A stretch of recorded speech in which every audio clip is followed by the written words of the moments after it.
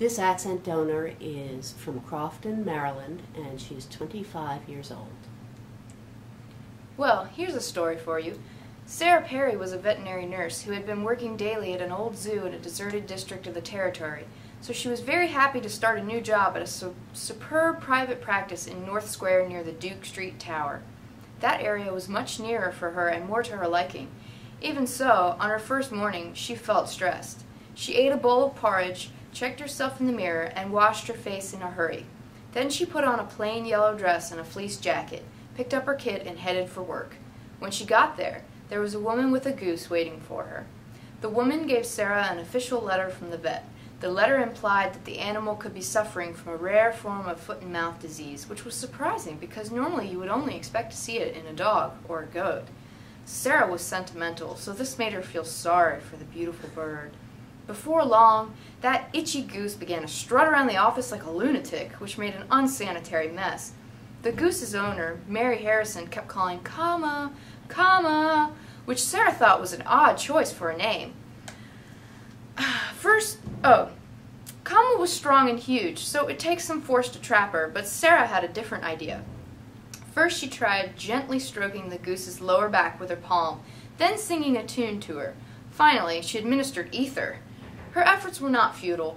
In no time, the goose began to tire, so Sarah was able to hold on to Kama and give her a relaxing bath. Once Sarah had managed to bathe the goose, she wiped her off with a cloth and laid her on her right side.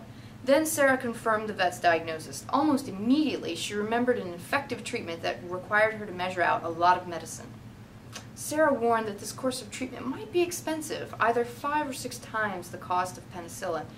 I can't imagine paying so much, but Mrs. Harrison, a millionaire lawyer, thought it was a fair price for a cure. The Rainbow Passage. When the sunlight strikes raindrops in the air, they act as a prism and form a rainbow. The rainbow is a division of white light into many beautiful colors. These take the shape of a long, round arch, with its path high above and its 2 ends apparently beyond the horizon. There is, according to legend, a boiling pot of gold at one end. People look, but no one ever finds it. When a man looks for something beyond his reach, his friends say he is looking for the pot of gold at the end of the rainbow. Throughout the centuries, people have explained the rainbow in various ways. Some have accepted it as a miracle without physical explanation.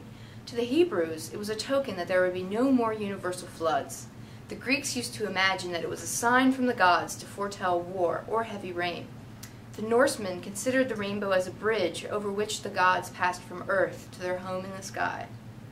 Others have tried to explain the phenomenon physically. Aristotle thought that the rainbow was caused by a reflection of the sun's rays by the rain. Since then, physicists have found that it is not a reflection, but refraction by the raindrops, which causes the rainbows. Many complicated ideas about the rainbow have been formed. The difference in the rainbow depends considerably upon the size of the drops, and the width of the colored band increases as the size of the drops increases. The actual primary rainbow is said to be the effect of superimposition of a number of bows. If the red of the second bow falls upon the green of the first, the result is to give a bow with an abnormally wide yellow band, since red and green light, when mixed, form yellow. This is a very common type of bow, one showing mainly red and yellow, with little or no green or blue. Thank you. So, where are your parents from? Both my mother and father grew up in PG County. My mother's family is from Georgia, and my father's family is from the Hyattsville region. And I'm